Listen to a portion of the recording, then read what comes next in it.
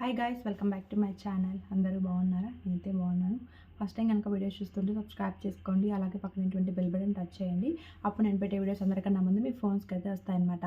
So ఈరోజు video ఏంటంటే, ఎలా చేస్తే ఒక అమ్మాయిని సెక్సువల్గా ఎలా అమ్మాయితో చేస్తే కనుక ఆ అమ్మాయి మిమ్మల్ని మెచ్చుకుంటుంది అనే దాని గురించి అయితే మాట్లాడుకుందాం.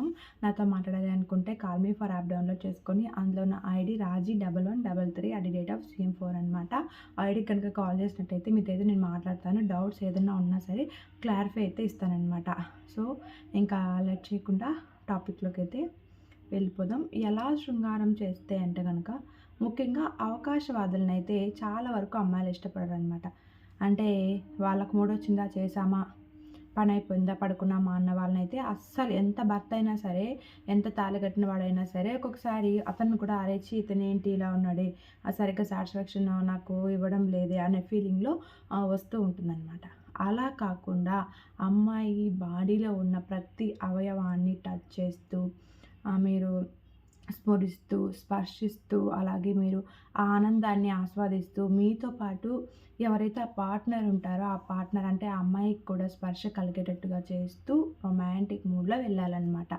ఇంకా ఏంటంటే జనరల్‌గా కొన్ని రోజులు గడిచిన తర్వాత, అంటే ఒక 5, 6 ఇయర్స్ గడిచిన తర్వాత సడెన్‌గా అబ్బాయి టచ్ చేయగానే మూడ్ రావడం ఇలాంటివి కొద్దిగా తగ్గుతూ ఉంటాయి. ఎందుకంటే సో, అబ్బాయి బిహేవియర్ వల్ల కానీ, లేదా ఏదైనా అడిగినప్పుడు కొనికపోవడం వల్ల కానీ, ఇలా ఏంటంటే అతను అంటే మనసులో ఏంటంటే అది ఇతను ఏమి చేయడు అని ఒక ఒపీనియనే వచ్చేస్తుంది.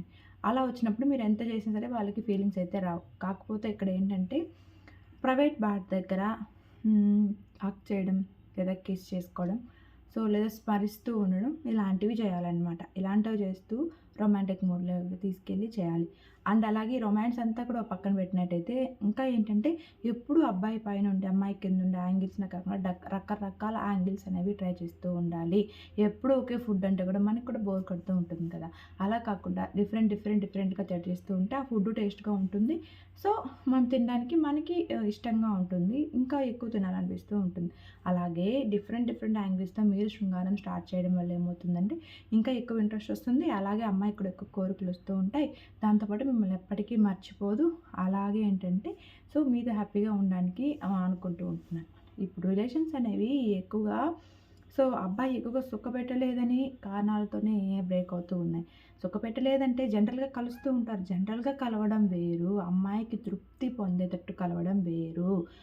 బ్యాక్ సైడ్ నుంచి చేయడం కానీ, లేదా కూర్చోబెట్టుకొని చేయడం కానీ, రకరకాల యాంగిల్స్‌లో ఉన్నాయండి. తెలియని వాళ్ళకైతే ఒకసారి గూగుల్‌లోకి వెళ్ళి సెర్చ్ చేయండి. డిఫరెంట్ టైప్స్ ఆఫ్ సెక్స్ అని గానీ, సో రకరకాలుగా తెలుగులో మీరు చెప్పినా సరే డిఫరెంట్‌గా వస్తూ ఉంటాయి. అలా చేయడం కానీ, ఒకవేళ అలా అమ్మాయి ఇష్టం లేదు అంటే ఏంటంటే రొమాంటిక్ మూడ్‌లోకి తీసుకెళ్ళి అలా చేయండి. అప్పుడు ఆటోమేటిక్‌గా దానికి కూడా స్పెమ్ వచ్చింది అంటే మిమ్మల్ని మర్చిపోదు. మీతో మళ్ళీ కలవాలనుకుంటూ ఉంటుంది.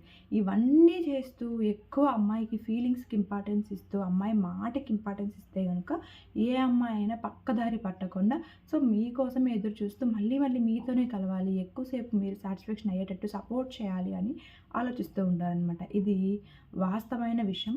Thank you for watching this video. Take care. Bye.